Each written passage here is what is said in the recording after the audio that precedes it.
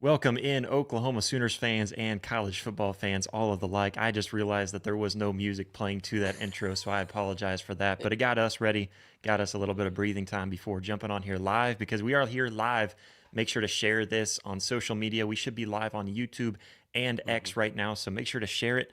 Very excited to get into it. We're going to take call-ins later on, so you can kind of talk about some of this with us, Oklahoma fans. We're going to be talking about Jackson Arnold. I know he's not playing for Oklahoma anymore, but we still got to play him. Mhm. And I got my good friend and new host of the network, Blake Lane. He's over on Auburn at the Voice of College Football. Blake, thanks so much for joining me tonight, man. Yeah, Josh. Sorry, I was looking down there, man. I was sharing the show to my group because I wanted them to hop over here, and I know we're going to be talking some things and Jackson Arnold and all that good stuff. So I was sharing that out, man. I am happy to be here. I'm happy to be a part of the network. College football is right around the corner. I know Omaha, Nebraska is going to be popping this week. Unfortunately, neither one of our schools were lucky enough to make it. We got close.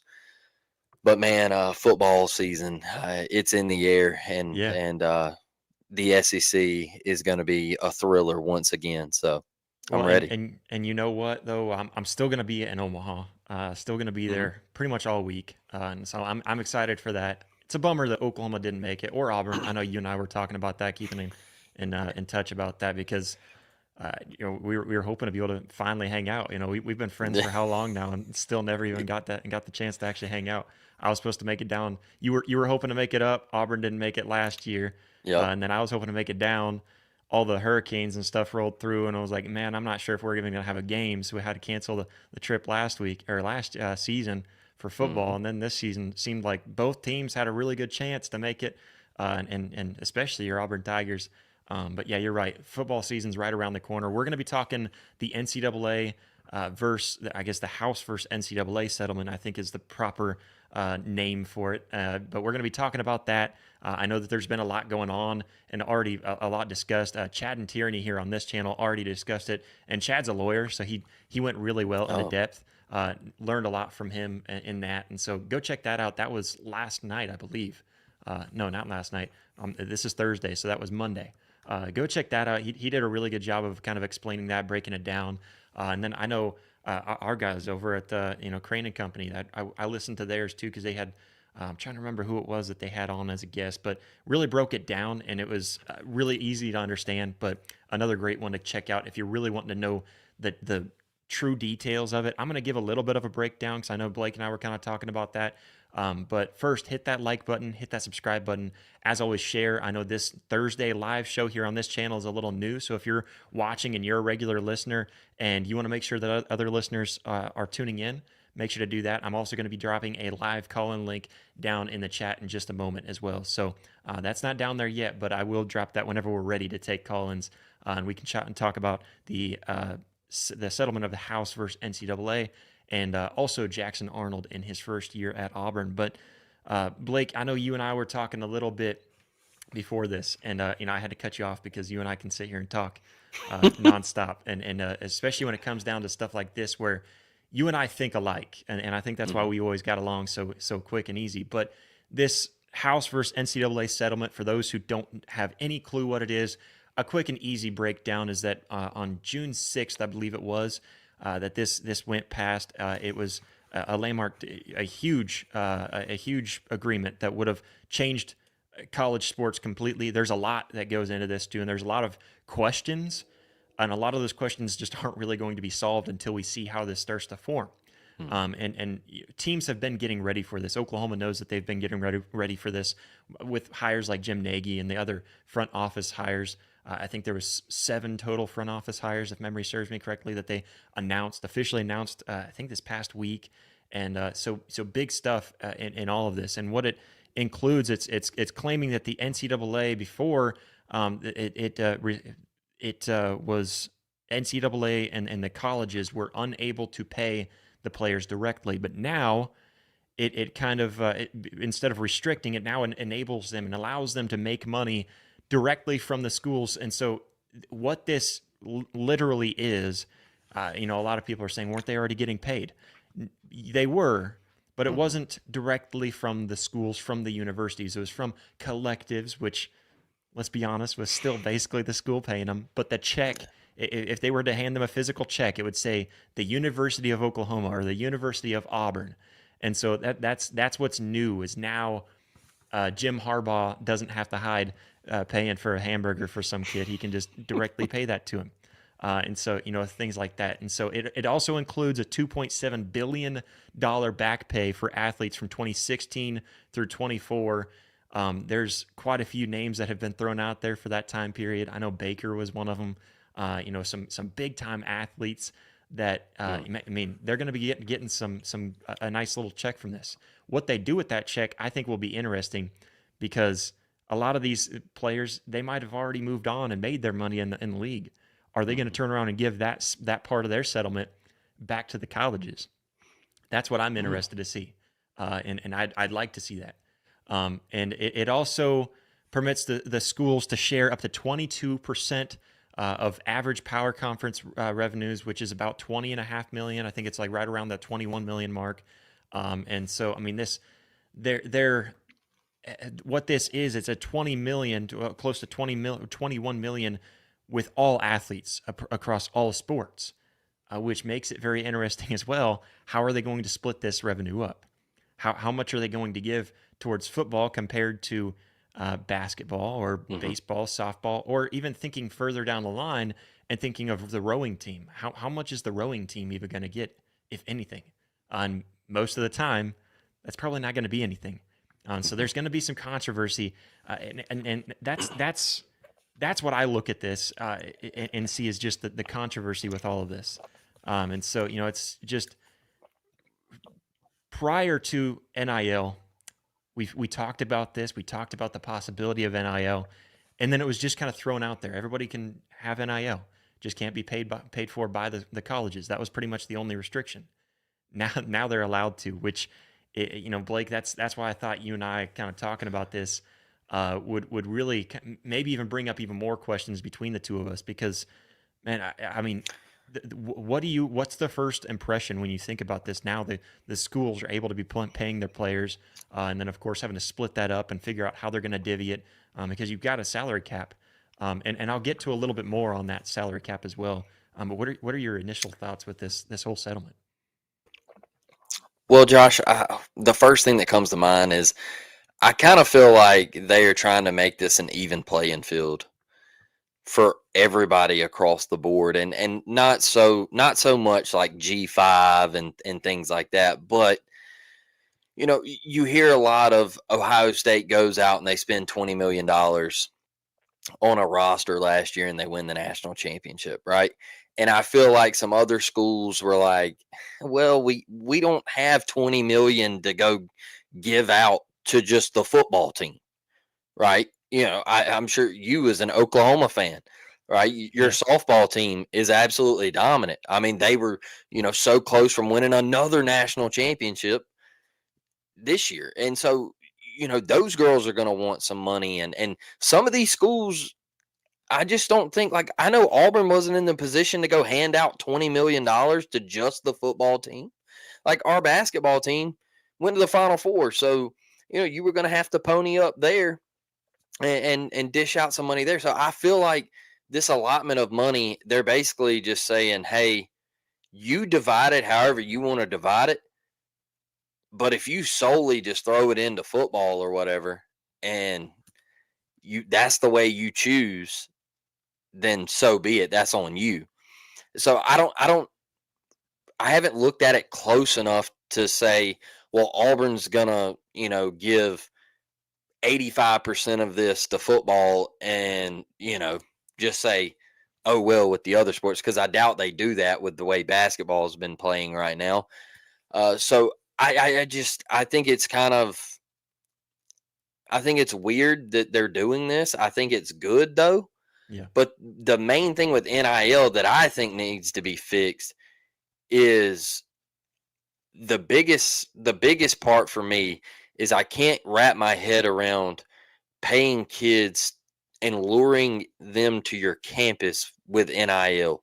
That's the thing that gets me is NIL was created for name, image, and likeness, not to lure kids to campus Yeah. from high school. And now, like you hear the state of Florida and IMG, and they're offering NIL deals, and the state of Georgia is offering NIL deals, and all this stuff.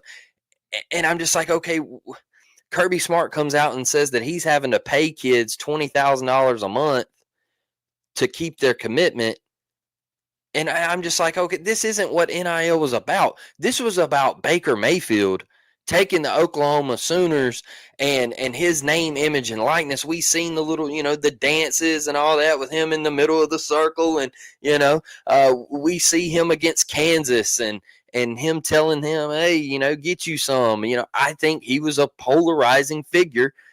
That's what NIL was supposed to be about, How not about y'all go luring back to kids to basketball? campus.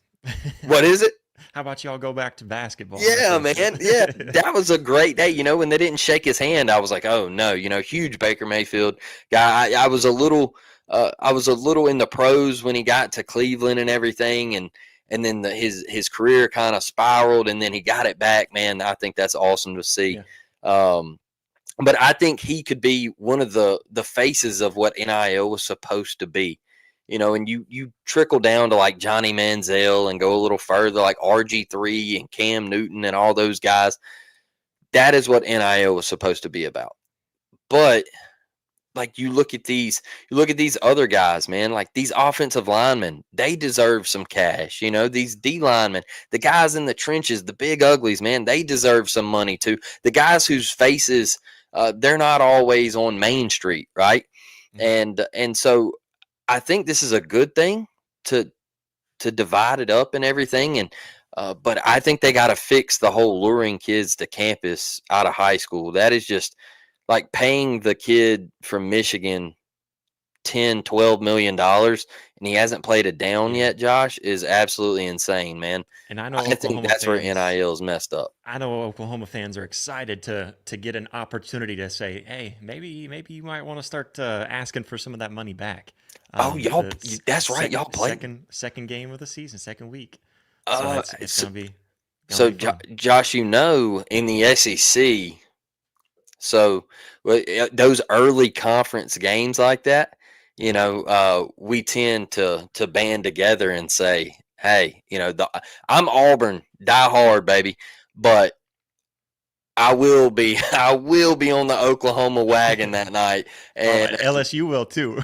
yeah, so it's we band together now. Typically, when we get to the playoffs, and we get closer, we kind of say, the SEC goes out the window. The SEC love for each other goes out the window. But early in the season, man, I think we all bond together when we play those out of conference games. Yeah, and you So have to because it makes you tougher too whenever you play that team. yeah, But going back to this, so one thing that you brought up is just luring kids away. Oklahoma knows exactly what this is all about. Just this past offseason, we had this big news that David Stone, a dude he's a 5-star, hmm a defensive lineman that Oklahoma fans know is going to be huge, and he announces that he's going to transfer. And the main thing about it is that it's NIL. It's revolved around NIL. He's got people in his ear telling him that he can get more elsewhere, and so he's yep, willing to go elsewhere because of all this extra money. I mean, the dude is making more than you and I combined. Like I can say that with yeah, confidence. And uh, even with that, it's still there's more than that is being offered to try to pull him away. hmm And you're right. I think that's what fans don't like about it is that it's taken pretty much most, if not all, of the the loyalty yeah, out of college football to where now it's maybe a mix of loyalty. So I wouldn't say it takes all of the loyalty. It takes some of the loyalty, but then it mixes it with, I mean, and it's not anything to be ashamed of, but a little bit with greed. I mean, these are yeah. 18 to 21-year-old kids that are being offered millions. You can't blame them at all. Yeah, and so that's something that I don't like, but that may not completely go away. So you did mention the evening playing fields. I think this does offer an even playing field for teams like Nebraska, for example. My Yep. dad, my brother, big diehard Nebraska fans. My dad's whole side of the family, diehard Nebraska fans. Hmm. And it does. I think it will offer an opportunity for them, because they have the money to dish out there, but now you're lowering that down where the school's salary cap, and I'll get to a little bit more about how that goes even more extensive. The school's salary cap now will be even with Ohio State. So Nebraska is Hmm. on the same playing field as Ohio State for that. You've got two big brands historically, that are now, Nebraska may not have quite as big of a brand to the recent commits, the recent recruits, but they still got a big brand, and Yeah. they've got just as much money as Ohio State now to throw that in there. So that's something to look at for teams like Nebraska. I'm trying to think who some others might be. Auburn. Yeah. I think Auburn is absolutely one of those schools. Oklahoma, I guess, is even kind of one of those schools where we've had our battles. Oklahoma's had their battles with different schools taking guys away. So there's a lot of schools. I think Florida is one of them that's Yeah. going to start to be able to even themselves out.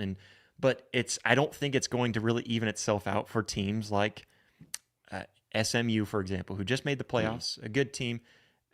That's probably a bad example because there's a lot of money down in SMU. What's They the could be a what's dark. They could be a no yeah. pun intended, a dark horse. Yeah, Okay. Boise, Uh, Boise State. That's a pretty good okay. one to use, Yeah. because not as much money, but they made it last year, and that was kind of one of those like fluke years, but Yeah. stuck it out there with one of the, who was the number one team in the nation, for a long time last year, and the Oregon Ducks, and made their way to the playoffs. A lot of people questioned if they deserved it because of all the other teams that they played. But anyways, it does level out the playing field for many. Whereas maybe teams, some smaller teams won't be able to quite dish out that much for NIL still.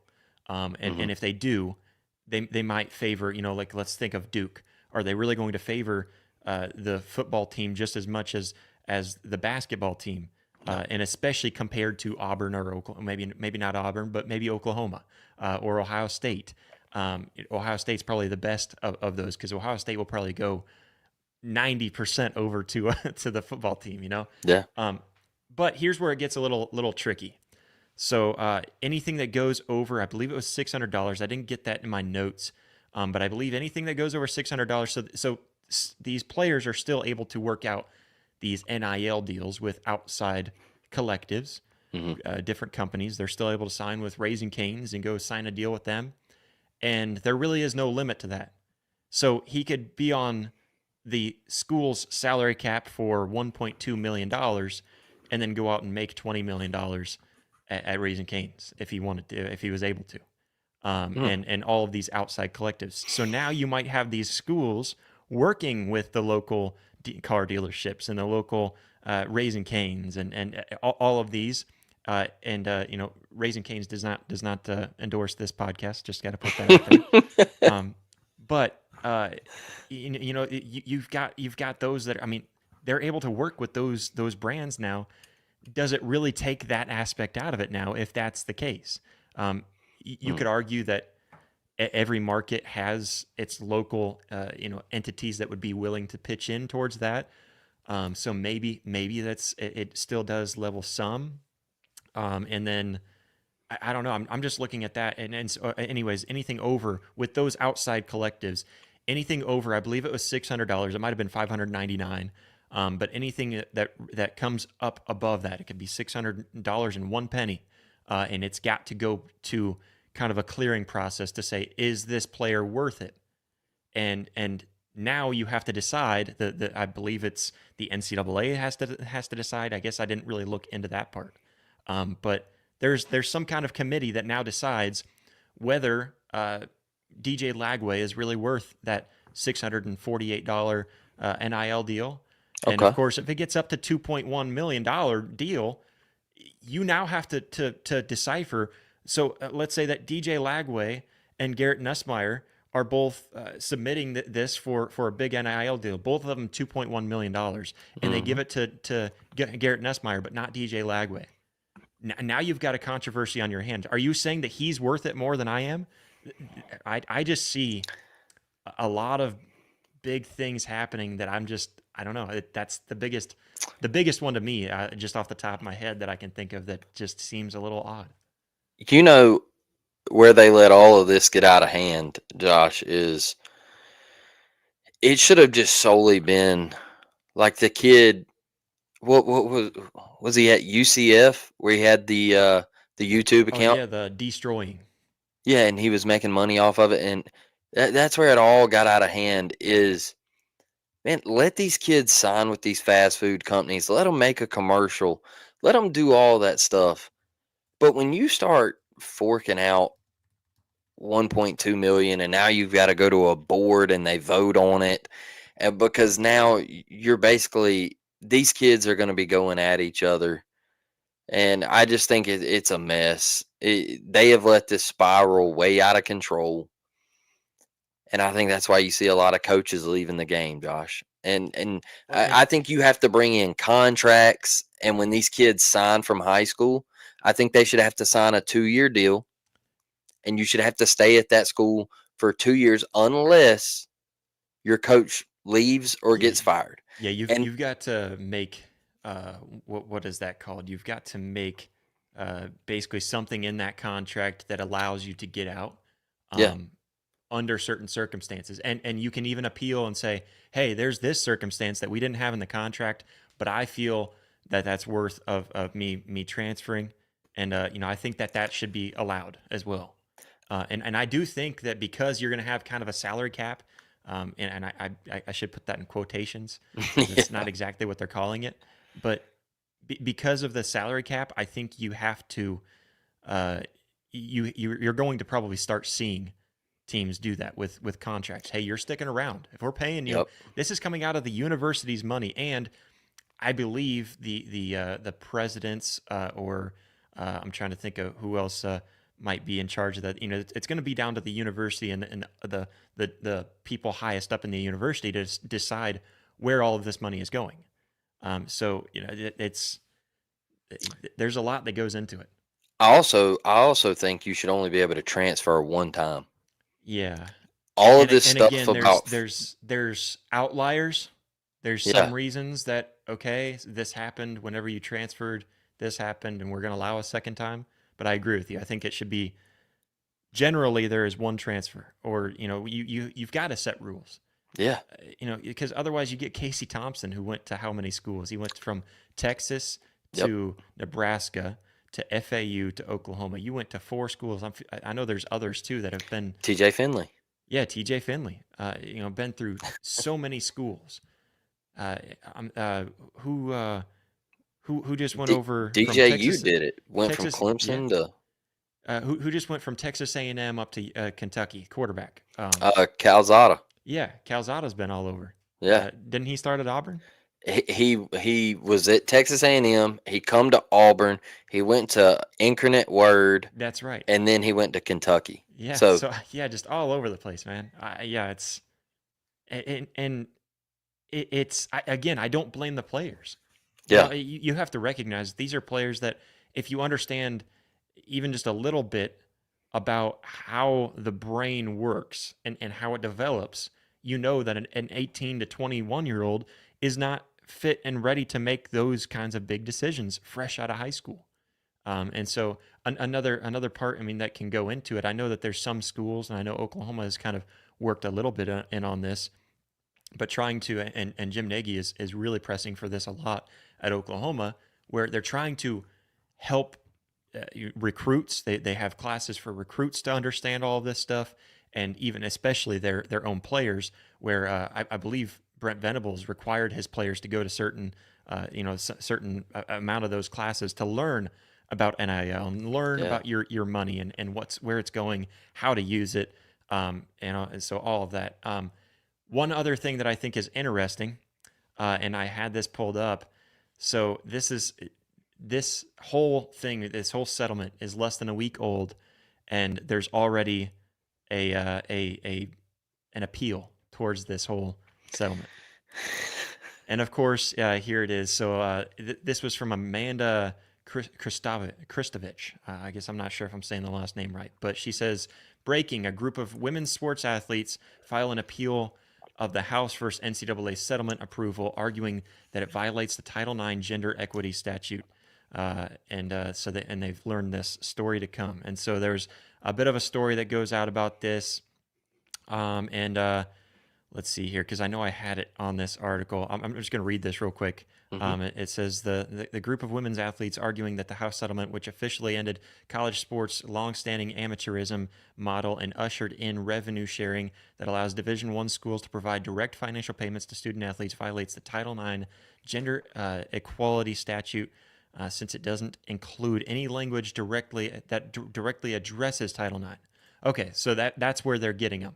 Now, how much they're actually going to change this is yet to come, but apparently they never even mentioned Title IX in this, which makes it which let's be honest too, and the big reason why this might have been brought up is that, for example, most colleges, softball is not watched as much as baseball. So if you were to go between the two and say, okay, we're going to divvy this up, but we're only going to give it to one of these two.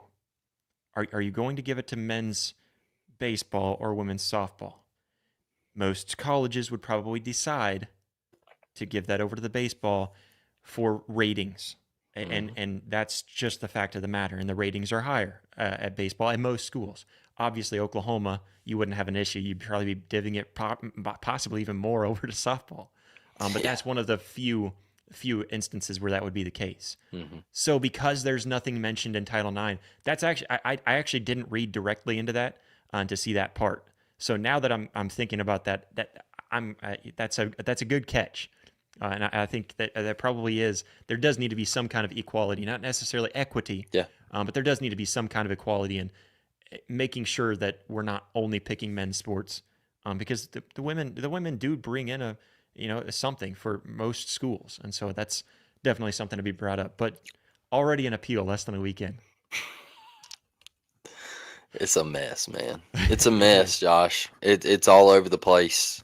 I really look at it, and people are saying that they want Nick Saban to step in and be this guy that can kind of has his hand in the pot, and he can control what they're doing on the playoff side. He can control and bring up ideas of what they're doing on the NIL side, and they can kind of hone in on making this thing a really, really finished product, like a better product than what it is right now.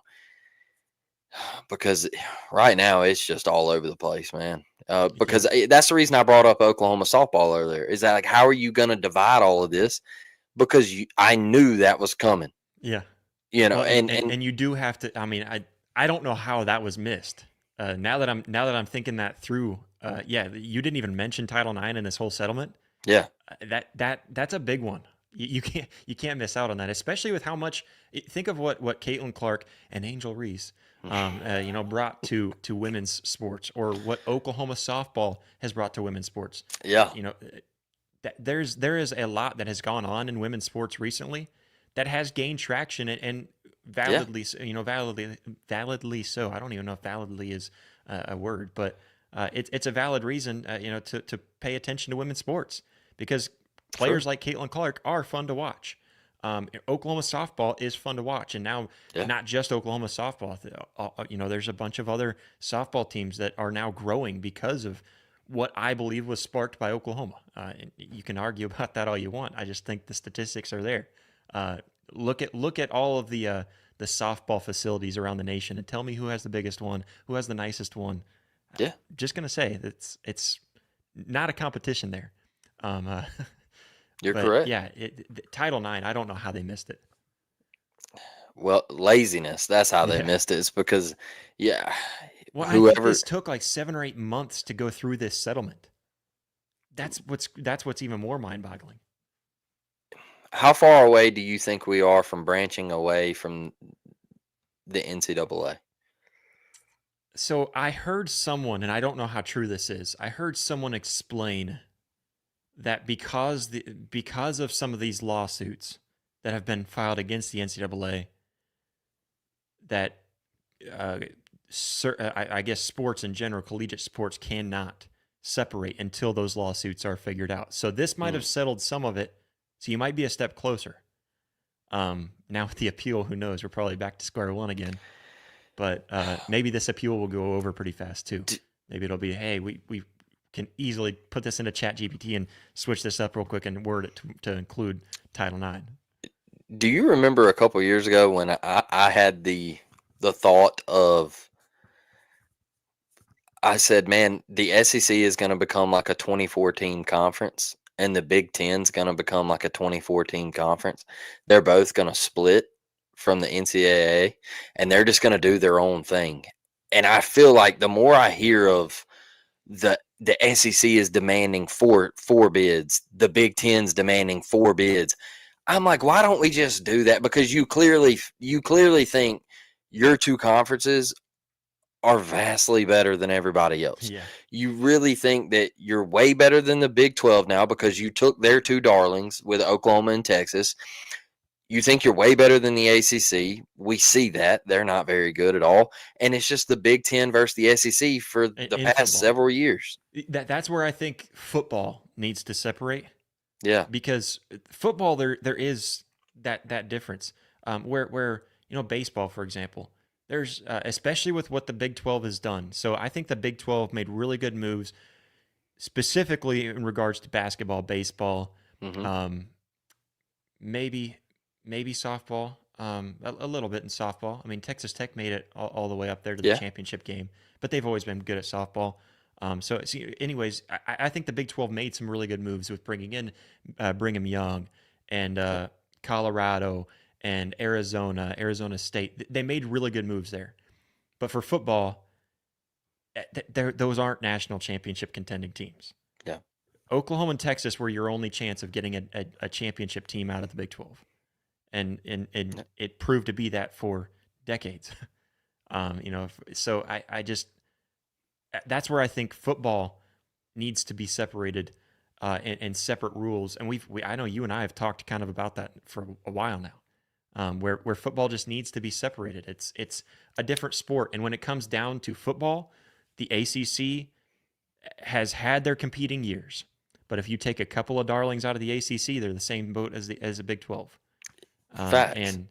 And it ultimately comes down to the SEC and the Big Ten. And my brother and my dad and I were talking about this a while back, where they were kind of on the same boat that I think even I was for years. Like, SEC's not that great. Come on, the Big Ten's just as big as what they were telling me. And I said, I agree that the Big Ten has just as big of top performers when you look at the top. But let's just look at the bottom. How many bottom feeders of the Big Ten can you count and say that's a win, that's a win, that's a win, and how many in the SEC? Because in the SEC, I can give you Vanderbilt and who else? And even Vanderbilt, watch out, because they just had the season they had a year ago. Alabama found out. But Auburn found out. Is that going to be consistent? I don't think so, but that's there. Currently, Mississippi State. So I'll give you two in the SEC right now that are just like, you can look at that one and be like, yeah, that's a win. Because even Auburn, what was it, a 4-win season last year? 5 and 7. 5-win season last year. Even Auburn, no team is going to walk into Jordan Hare and be like, we got this. Yeah. No, nobody. Yeah. So, and so I said, what do you have in the Big Ten? Purdue, most of the time, you can walk into Purdue and you can expect to win. I'm not saying that there's not those fluke years. That happens. Yeah. Purdue. You've got Northwestern. You've got typically Indiana, but I will leave them out just for sake that maybe Signetti's got something going, and I hope he does. You got Maryland, Rutgers. Right now, UCLA. I know there's a few others that I'm missing out. I already counted 5. I could only somewhat give you 2 in the SEC. That's just the difference. Yes, we both have top competitors that can butt heads, but do we have bottom feeders that can butt heads with anybody in the top? No. The SEC does, and that's just different. Oklahoma last year had like the worst season in over a couple of decades, and nobody could just say, yeah, we're gonna beat them because they were still a wild card, even at the worst of the worst. They were still a wild card. So it's Handed it to Alabama. yeah, exactly, and I so mean, did Vanderbilt. So anyways, I think that's something. But yeah, I just I the SEC and the Big Ten do need to be branched off though, when it all comes down to it. But Blake, I want to jump over and talk a little bit of Auburn football with you, and Oklahoma fans can be interested in this too because September is it 21st? I don't have the date up in front of me. Is it September 21st? Auburn, Oklahoma. I believe so. I'll Let's let you see here. look it up real quick Yeah. because Auburn, Oklahoma had to go to Auburn, which Hmm. uh, we learned what exactly what that's all about. And I'm trying to fit It's in with the SEC folk. it's September 20th at Oklahoma. 20th. Okay, so yeah, and this season Auburn gets to visit Norman and Yep. check that out. Again, I'm still saying if you can squeeze it in there, that'd be a fun trip. I'll show you around a few spots. Me and my brother actually talked about it the other night. We were like, man, that Jackson Arnold return game, the revenge game, I guess if you want to call it. I Even though think I think I think you have to throw up a highlight video of just only the bad plays from him last year. I know a lot of Oklahoma fans. I see on TikTok a lot of people are like, man, go do great, Jackson. Like, we're not mad at you. We understand. So I don't think there's like a whole. That's the reason I struggled saying revenge game is because I don't think Jackson really looks at it like that. We know his first love Yeah. is Oklahoma. We get it. Um, So here's I might have had you and I might have talked about this. But I think we did talk a little bit because you said mhm. what are you thinking about Jackson Arnold, and I still feel the same way. But I'm curious to what you think. Especially after spring football, because here's my first impression of Jackson Arnold. So at Oklahoma, anyone who paid attention to me last season knows that I was getting roasted left and right for still defending him. Because, and I hear talking pundits like Josh Pate and even Jake Crane, JD Piquel, guys that I respect. I respect the hell out of all three of those guys that I just mentioned, but all of them say the same thing if Oklahoma didn't have a quarterback problem last year. I don't think Oklahoma had a quarterback problem last year. Oklahoma had two good quarterbacks. Jackson Arnold fumbled the ball a lot. I Mhm. will give you that. He did way too much. But go back and look at the times that he fumbled. I'm not giving an excuse or saying that it was okay for him to fumble, but why was he fumbling it? Because there's a dude tomahawking behind him because he's getting sacked after, a second and a half in the pocket. And once that happens so much and you're getting pressured so much with I believe top 5 most I think they were the second most sacked team in the nation last year. Oklahoma Mhm. was. First or second. So if that happens that much, what is your instinct as a quarterback, as a young quarterback? Run the heck out of there and go see some green grass real quick.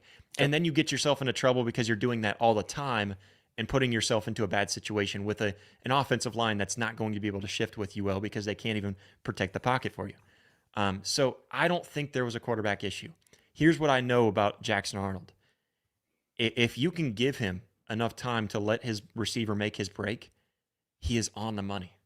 He is on the money. Here's another thing that I can tell you. He knows how to read that man coverage, and if that middle opens up and that linebacker's not spying on him, he's going and he's going to see green grass. And he's athletic. He's way more athletic than people want to give him credit for, Mm. and he's also tough. There's a reason why he was given some of the likeness of Blake Bell. If you've ever seen the Belldozer back in the day, Mhm.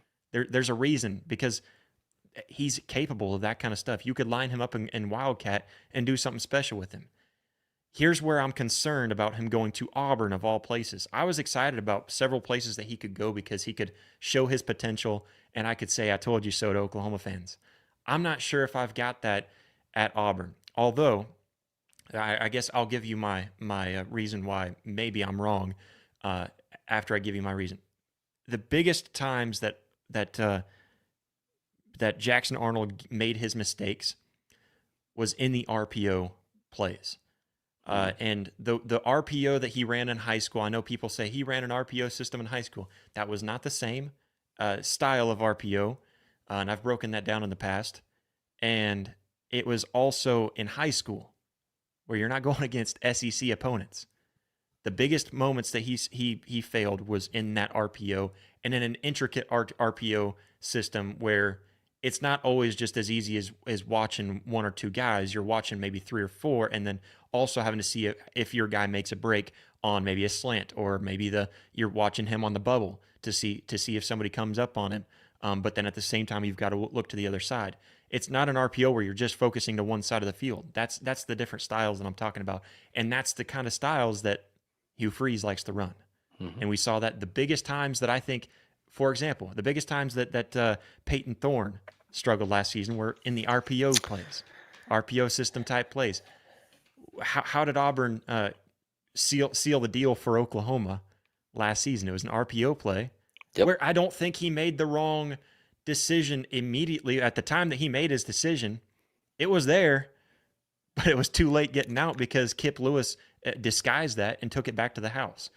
So RPO is why I don't have faith in Jackson Arnold succeeding. But you guys have a wide receiver core that is to the likes of like an Ohio State receiver core. Sorry, corpse. I don't want to be roasted for that. So, going back to that play last year, absolutely brutal stuff from Peyton Thorne. If you watch that play again and you look, the bubble's wide open on the left side, and it probably goes for a touchdown, and Auburn wins that game by 2 scores. That was if one. Peyton Thorne makes that right read. Yeah, and the reason why I say I don't necessarily hate his read is because do you hand it off and trust your running back, which in that scenario I think you guys probably should have. Yeah, yeah. But or when you see when he starts to pull and his arm's already back, Kip Lewis was diving down, so he saw that. Now you're going against SEC caliber dudes like Kip Lewis, who disguised that well enough to bounce back into coverage really fast, and he's quick. He's got crazy good speed, and so you didn't catch that in that split second. I think I broke it down, and it was like 0.8 seconds between the time that he pulled it and the time that it was intercepted. Like it was quick, So, anyways, I'll let you go on. That's my concern with Jackson, though. No, I get your concern. I honestly don't know how much Hugh is going to rely on the RPO this year, and I know that's the system that he runs, but I don't know if he's going to live or die on the RPO. And I say that because I had questions last year and concerns. I was like, man, we run it an awful lot, and too much. It killed us against Cal. I felt like there was a ball, which it could be fixed with quarterback play. There was a ball to Cam Coleman. It was 50-50. So some people say he should have called it. Some people say it was high and out of his reach, but it hits off his hands. Their safety picks it off, and they're right there in scoring position, and we end up losing that football game. So I don't know how much Hugh is going to depend on the RPO this year.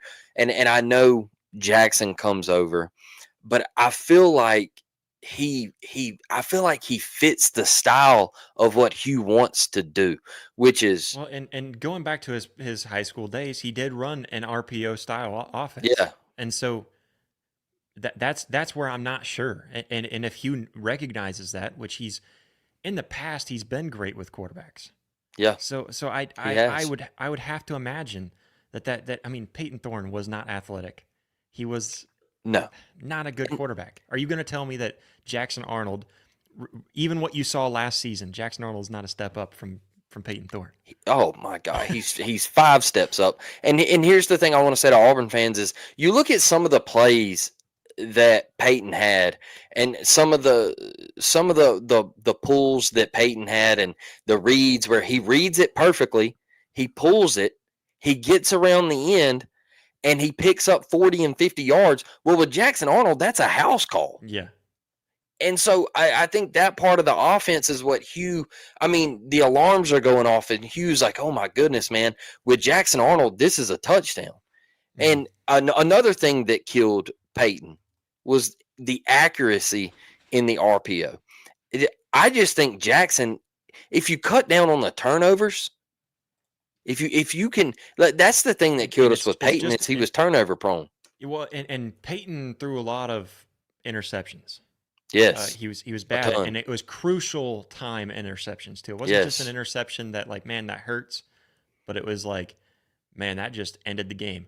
Yep. Jackson Arnold, I wanted to the total amount of attempts. Okay, so he attempted 246 pass season and only threw 3 interceptions. Hmm. I mean, he's not an interception prone quarterback. And I don't recall what those interceptions were either, so I don't know. Maybe there are a couple in there where do you blame that on the quarterback? I know that when he would get a play call that fits Jackson Arnold's style and the line gave him a little bit of breathing room, people were Oklahoma fans deny this right now. Some do. And they still try to get on me about this. But I know for a fact that there was a lot of Oklahoma fans out there saying, "Man, that's the Jackson Arnold we love. Oh man, I knew he had it in him because he delivers that deep ball so beautifully."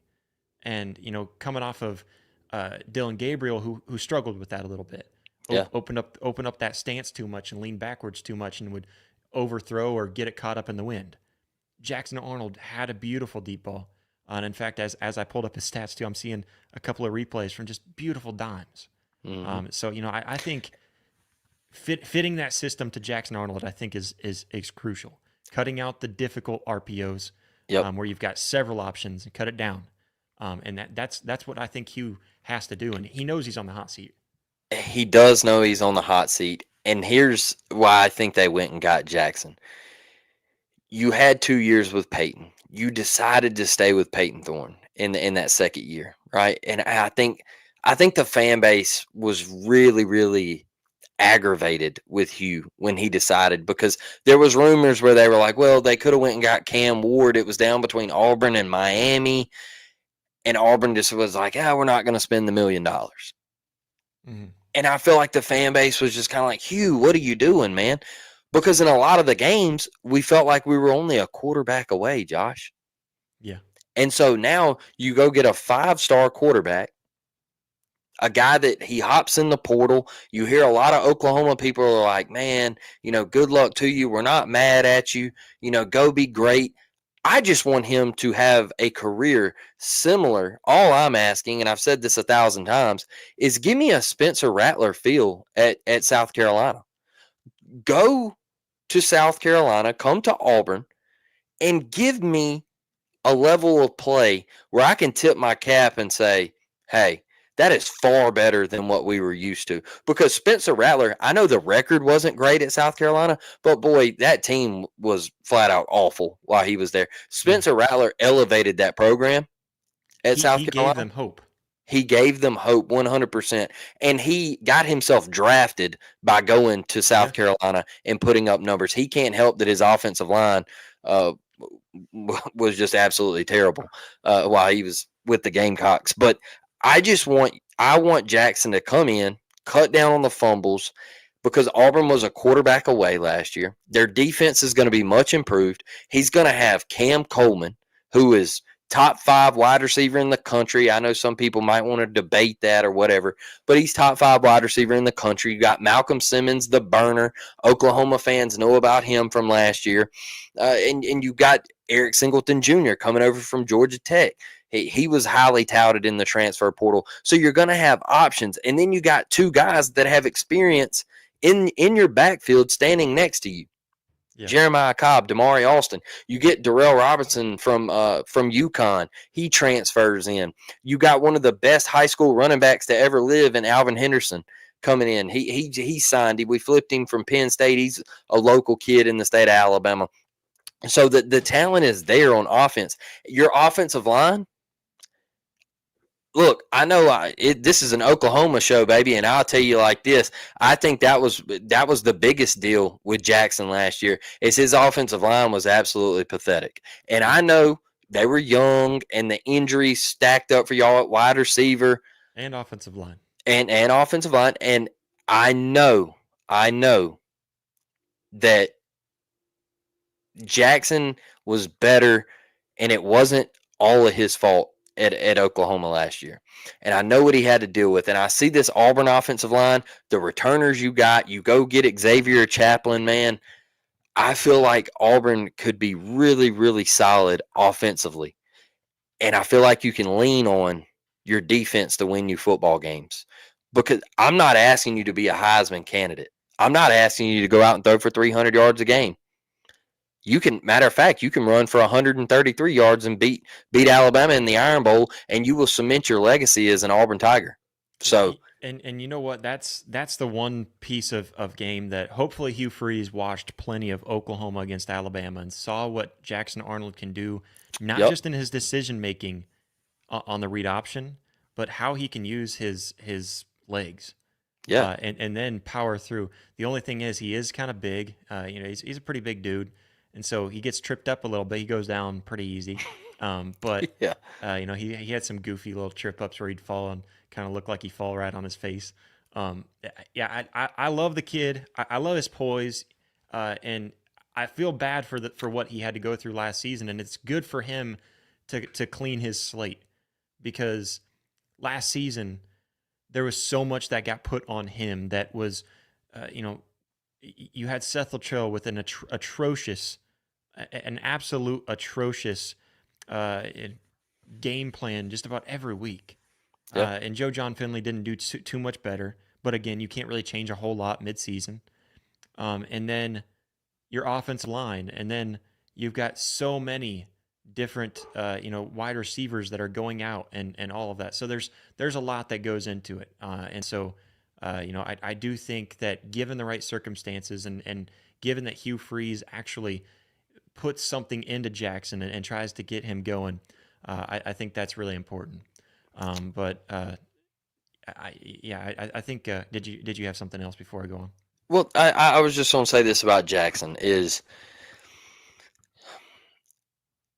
when you're coming to Auburn, and we haven't had a quarterback have success since probably Nick Marshall. Man, I know Bo Nix is a legacy guy, and he was He was known for Bo picks back then.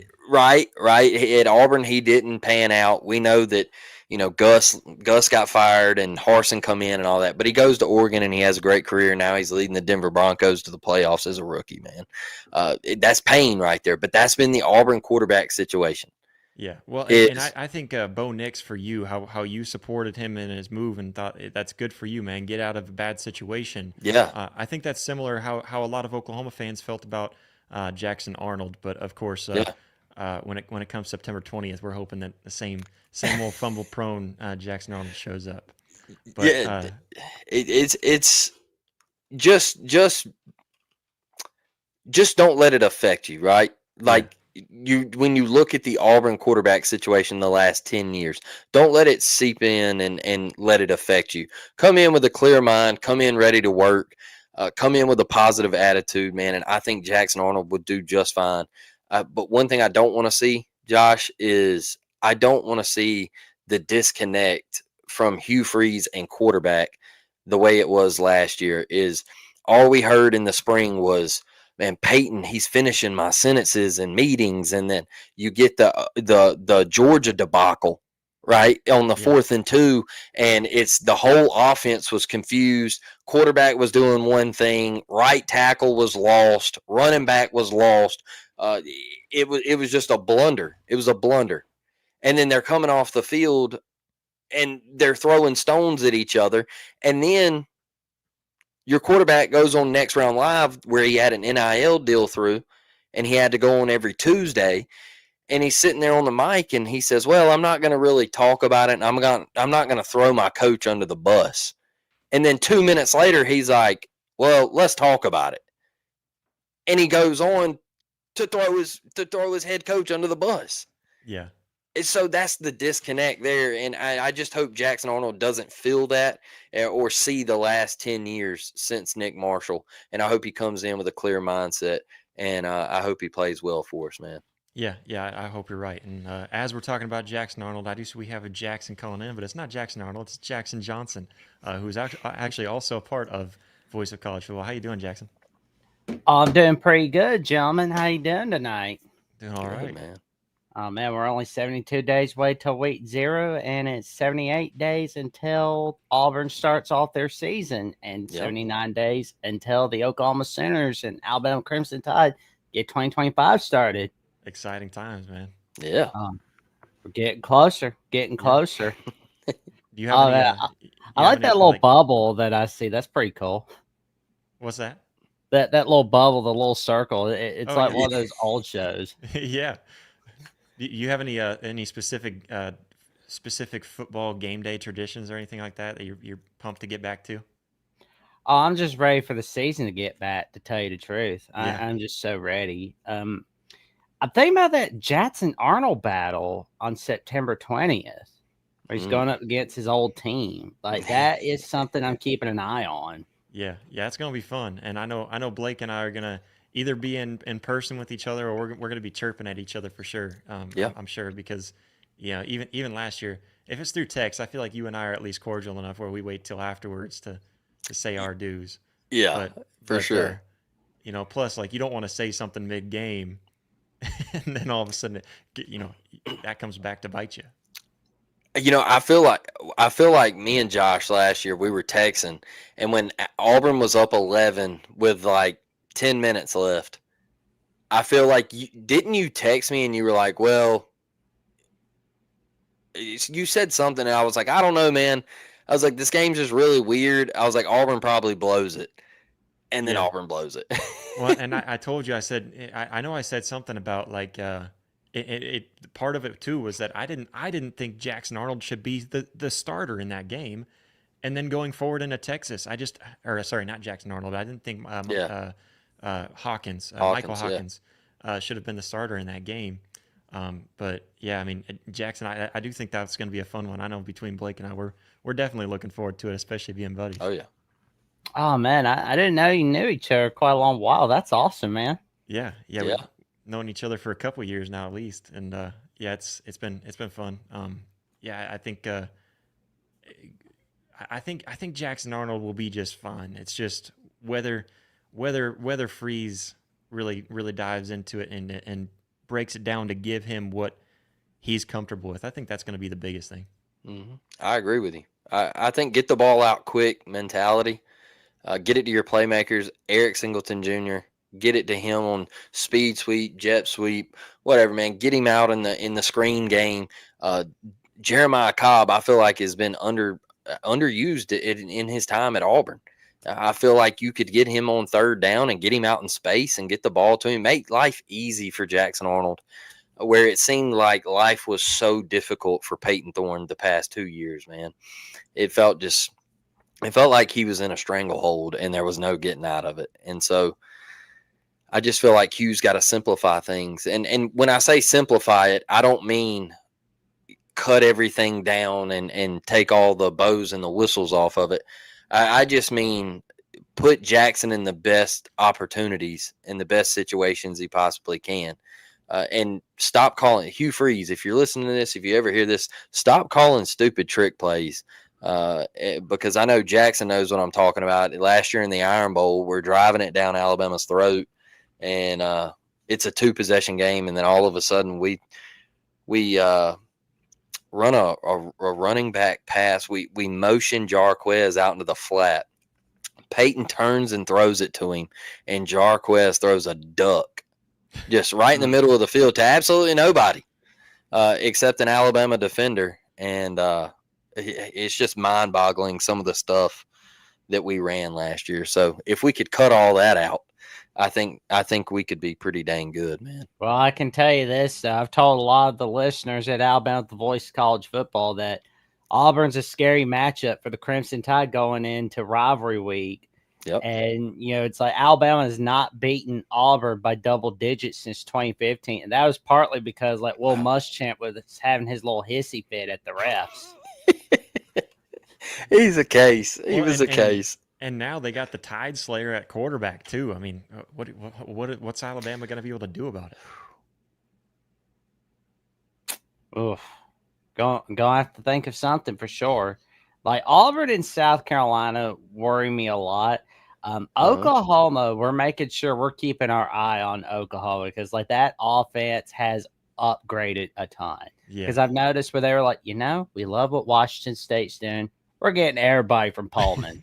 We're going to Well, get yeah. everybody from Pullman. And that's the thing, too. And I've talked a lot about how it should be at Oklahoma. And a lot of people are hoping for 9-10 wins. But like you said, everybody's got their eye on Oklahoma because they know that Oklahoma just hired Ben Arbuckle and they just got John Mateer in. They have the same, quarterbacks coach from Washington State that came over with Arbuckle and Mateer. Plus you get guys like Jaden Knott in there, and add some good additions to the offensive line and wide receiver core and all that. So Oklahoma's going to have a good offense, but everyone's going to be ready for it, right? Well, and this some coaching questions I've got for you guys. Josh, I've got one for you because I asked this to John Williams on the Locked On Sooners Discord. Mm-hmm. I'm asking you, Josh, is the 2025 season for Brent Venables similar to 2011 for Clemson with Dabo Swinney when he entered the 2011 season on the hot seat? And Blake, here's my question for you. Is Hugh Freeze in a similar boat to where Jim Harbaugh was entering 2021? Yeah, I mean, I'll start us off. I think that's actually a really good comparison. I like that going over to Clemson. I would say, yeah. I mean, that's super similar. Except the only difference is now you're flipping it to where you had to get the defense right. Your defense was atrocious. You have to fix that defense. Where Oklahoma's the other way around. That defense is fine, but you've got to fix the offense. And now you bring in a guy that knows offense, and you also bring a quarterback with him to where you don't even have to worry about switching everything around. So yeah, that's really interesting. I like that. Well, and last season you guys lost to Navy in the Armed Forces Bowl to end the season, finishing at 6-7, and Clemson finished the 2010 season at 6-7.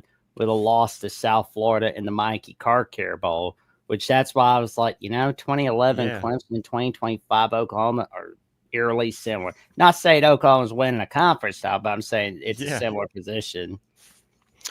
So, Jackson, I'll say this about Hugh Freeze and comparing him to Jim Harbaugh, and I know Jim had trouble beating Ohio State, and the Michigan faithful they were getting really ill towards the lack of success up there in the game, right? And I feel like with Hugh Freeze, in year one, he had both of his rivals on the ropes, Jackson. He had Georgia. He carried a lead into the fourth quarter at Jordan-Hare, and we know the Milroe Miracle, the grave digger in the Iron Bowl, right?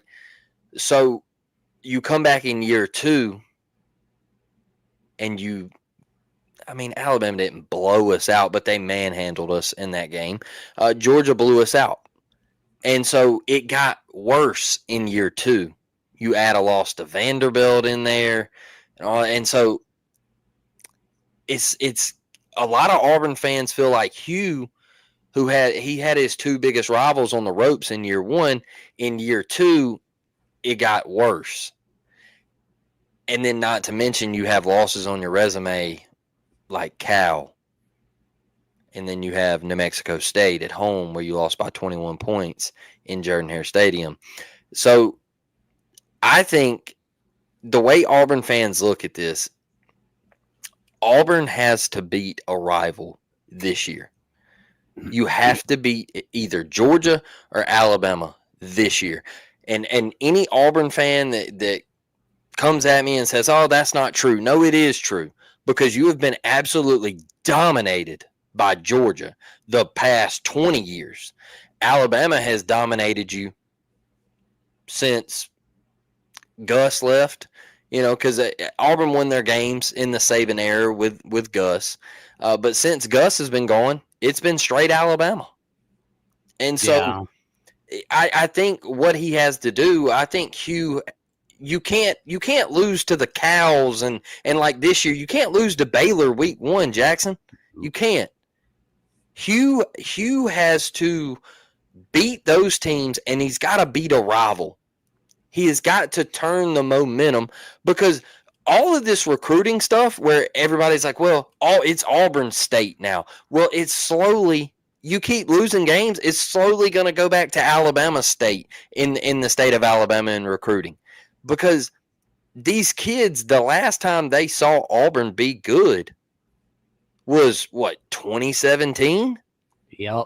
I mean, and we still found a way to lose 4 games that year, Jackson. So I'll be honest with you, Blake. You know what I wished for in 2017 in the SEC title game? Auburn to win it. So that Auburn could get to the playoffs and Alabama Auburn could play each other in a natty. Because I mean, we saw been LSU crazy. Ole Miss playing each other for a natty in the 1959 season for the 1960 Sugar Bowl in black and white. So I mean, it's like I wanted to see something like that. Alabama LSU. What year was that? 2011. 2011. Was it But 11? Yeah. I personally, I never really think of LSU as a rival. I feel like people talk about Alabama LSU because of Nick Saban coaching at both schools. Yeah, yeah. I mean, it's kind of similar to how I think some Oklahoma fans call Texas Tech a rival just because of the whole Baker, bantering back and forth. It's not a rival. They were a bit of a rival in a couple of those games, but I'll tell you this, Josh and Jackson. I'll tell y'all both this. If Alabama and Auburn were to ever play in a national championship game, now it looks like it might happen in basketball before it does in football. If it ever happens in any sport, this state that I've lived in for 34 years and I call home and that I love with all my heart would burn to the ground, because that's how much these two schools, that's how much these two fan bases hate each other. yeah. And it's the best rivalry in college football, and you can't tell me any different. You know how I I feel. think it is. It represents what college football is all about, man. Yeah, you know how I feel. I always say there's a difference. I think the Iron Bowl has the rivalry. Oklahoma Texas has the rivalry game. Yeah, yeah. Oh yeah. I know you and I have kind of talked about that. Where I mean, Yeah. just The scenery, the and scenery, everything the electric that goes around game. it. Splitting it right down the 50-yard line. Yep. That doesn't get too much better than that. But Jackson, I I appreciate you for hopping on, man. Oh, thank you guys for having me on. And Blake, I'll tell you this. I don't know who I have winning Alabama Auburn, because I feel like Auburn could be spoiling hopes for Bama. But I know either way, Sean McDonough is going to throw his puberty voice out in the 2025 Iron Bowl, and I'm going to be all there for it. But before I go, tell your friends, your family, and the cashiers at Kroger and Publix about the magic that Josh Mahler is creating Tuesday nights, all right here on Oklahoma at the Voice of College Football, and Thursday nights on Oklahoma at the Voice of College Football while he takes your calls, and Monday nights with the Sooner Smiths, Chad Tierney Smith. Who needs Travis Kelce and Taylor Swift when you got the star couple at the Voice of College Football, Chad Tierney Smith? Plus, don't forget to tell everybody about the magic that Blake Lane is creating Tuesday nights, all right there on Auburn Primetime Live, on Auburn at the Voice of College Football, and the magic Taylor Jones is creating on Auburn at the Voice of College Football, Auburn Live, Monday nights, 7 p.m. Central Time. Love it. Well, and don't forget to tell everybody about the magic that Jackson Johnson is also making over at Alabama at the Voice of College Football as well. So you got to give yourself a little plug there too, right? Well, that's play of it. I appreciate it. I mean, we're only 50 minutes away from the 36th edition of the Alabama Call-In Show. There we go. All right. So, hey, everybody check out Jackson. And, Jackson, I've checked out your stuff too, man. You got like a computer brain. You got all the stats locked up in there, man. I love it. But I appreciate you for hopping on, man. Thank you guys for having me on. Y'all stay safe, stay cool, stay away from that hate. Yeah, absolutely. Yes, man. All right. Of course, as always, man, these live call-in shows, we want you guys to call in like that. Just, chat. Give us some questions. I am going to jump over to the live chat real quick. I know I saw some chats pop in as we were talking. That's what I like to do at the end of the show. Jump in the live chat. And, of course, as always, if you leave a donation or a super chat, those will absolutely be read on the show. First, I see Karen Parker. She said, glad Josh didn't put Auburn in with the bottom feeders. War Eagle. I can't do that because, I know what Auburn's going through. And it's and like I said, I don't think you can really consider a bottom feeder as someone who will compete each and every game. Like I consider a bottom feeder the team that you look at and say, you mark it on the schedule and say, that's a win. Most teams, even Georgia and Alabama and the SEC, don't do that with Auburn. Yeah. That's kind of where I Mississippi feel. State is a bottom feeder. Yeah, Vanderbilt, Kentucky are bottom feeders. yeah, I would Yeah. say Kentucky's right there on the verge. They're there. I mean, Yeah. they're up and down a lot in recent years. That's why I Yeah. can't quite put You them there, but they're there. you probably don't remember the cut in Kentucky that I remember on the Jefferson Pilot days back in the early 2000s and late 1900s. You know, No, the I don't 90s. quite remember those as much because Yeah, I was the pretty late young in the 1990s, when it was coming to an end, and the Kentucky Wildcats were absolutely terrible in the yeah. early 2000s when they were just a tough watch, man. Yeah. Well, Uh, and Mark Stoops is the reason why I wouldn't quite for put them sure. as a bottom feeder. They're yeah, I mean there's teams that will be able to put them, but most teams aren't going to just say mark it off. If it's Kentucky coming to Tuscaloosa, you can probably mark that one down. Yeah, If it's Alabama going at Kentucky, you mark it down, but you still have a little bit of question, there, yeah. where if it's even, I feel like Nebraska going to Northwestern, as much as Northwestern likes to give anybody fits, you mark that one down as a win. Yeah. That's kind of my comparison there. Let's see here. We also see Jimmy Satterfield, resident here on the show. He says, facts, Rattlers O-line at South Carolina was terrible. I mean, they were They were almost bad. as bad as Oklahoma's offensive line last season. They were bad. Almost that bad. It was pretty bad. Yeah, and Spencer did something with it too. Showed what he's capable of. That's the big thing that matters, especially at that stage. Bishop says, "Big salute, fam. Josh Mahler and Blake Lane are spitting fire. That's the only way we do it, man. Appreciate that, man. It's the only way we do it. You know it. You know how we like to keep it real. And you know what? That's a big reason why you and I always had pretty good chemistry too. Is that we look at things from as much of an unbiased lens as possible. Yeah. That's the way. If you're coming into this industry at all, that's how you've got to do it. And And if you're going to be talking about that kind of stuff, you can't just go in there and say my team's going to win every single week. that's a fact. And I'll tell you this, Josh, and I've said this 1,000 times. I absolutely love the fact that Oklahoma and Texas are in the Southeastern Conference now. And I know this is an Oklahoma channel, and I brought up Texas, but the As long as you pageantry, throw that horns down, we're all right with it. yeah, man, the Big 12 and 15-yard, come on, man, that was trash. We're But at a real conference now. there you go. And I used to tell you that all the time. So I love the pageantry and the just the rivalry that both of y'all bring to the conference, and the history, and not just in football. You look at the baseball programs and the basketball programs and the guys that you have sent to the NBA, and it's the softball with Oklahoma and Texas, and it's magic, man, and it's electricity, and I love it. And when it was announced that Oklahoma and Texas were coming, I was like, man, this is awesome. This is what you want to see. Like, these are two phenomenal programs. And I've always told you my theory with the SEC. I always said that it was a 16 conference. And the 6 teams that dominated the Southeastern Conference were Alabama, LSU, Auburn, back when we had East and West. And then the East, it was Tennessee, Florida, and Georgia, right? Mhm. And now that you've added these two powerhouses and just historic programs, you have an 8-team conference, and that A&M, is what man, I love. come It's the on. beauty of it. A&M, Missouri's got the No, best athletic, front office in no, the entire a- college football league. and I'll tell you, so my former Big 12 Oklahoma fans out there, look, Texas A&M. I've never seen a football team, a university, get hyped up so much year in and year out, and every year they're poo. All right. They're just, it kills me. They come to Jordan Hare last year, Josh, and we slapped them around. All Yeah. right. And I don't know how we won that football game, but we did. We found a way in overtime. And that is one university that I have nothing for. I just, the whole yell and all that stuff, I just don't even want to go there. Yeah. I don't. So, Yeah, I'm right there with you, man. I mean, I don't. I don't understand it. And I think Mike Elko was a good hire, but what's going to happen around?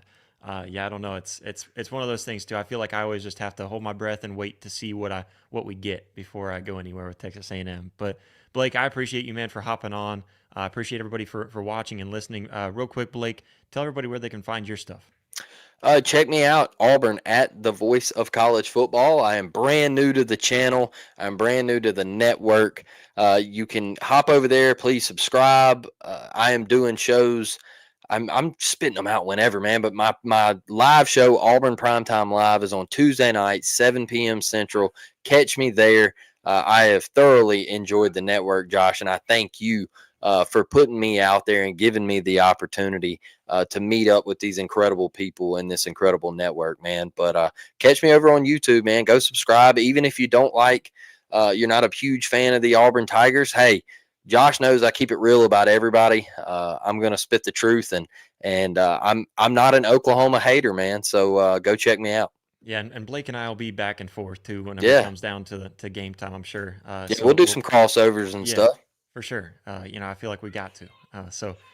Yeah, it's a lot of good stuff. Plus, if you're an Oklahoma fan, you get to keep up and see what Blake's feeling about Jackson Arnold. Laugh at him every week that he complains about him, or be like, "Hey, you're welcome. We gave you that, guys. You're welcome."